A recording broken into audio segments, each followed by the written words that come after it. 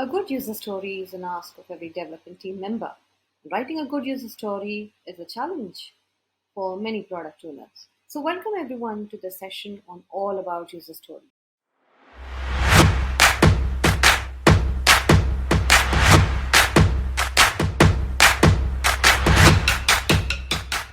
So, what are user stories? User stories are requirements written to solve a customer problem. So, are they use cases, you may wonder?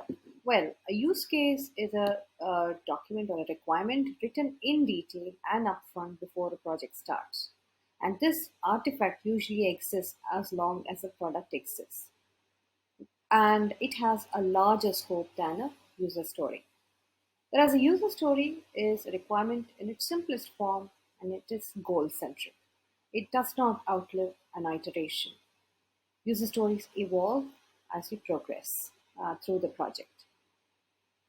So, there are a few things you have to bear in mind while writing a user story. One of them is this: you would want to write a story in this format. As a user, I want to, and so that. Just as an example, as a tenant, I want to look up properties to rent so that I pick up a property of my choice and rent it out. Here, the persona we're talking about is a tenant. The demand is to be able to look up or search for a property to rent. The purpose is to live in it. There are certain things you have to bear in mind when writing user stories.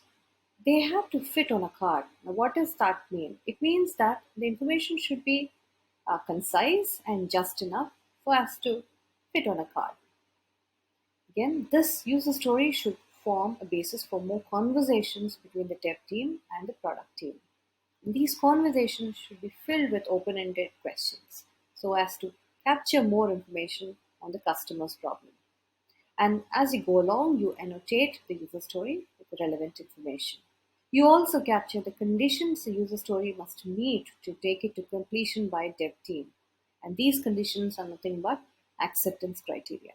Now this forms a 3C model: a card, a conversation, and a confirmation. Apart from this, there are a few things that you have to bear in mind, a few characteristics that a user story must possess. One, it should be small enough to be deliverable within a sprint duration.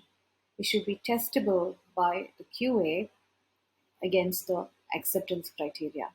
Now, when you develop a requirement, it should be demonstrable to the customer or to the user at the end of a sprint duration.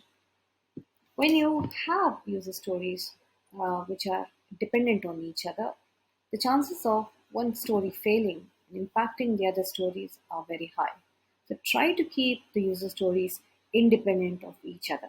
Above all, user stories must be valuable to the customer. Some do's and don'ts. When you're writing user stories, identify the user goals first. Include a lot of wireframes or visuals to make your user story comprehensible to the dev team. Base your user stories on personas or users. When it comes to don't, avoid any technical jargon within a user story. User stories, development of user stories should not be given to the dev team.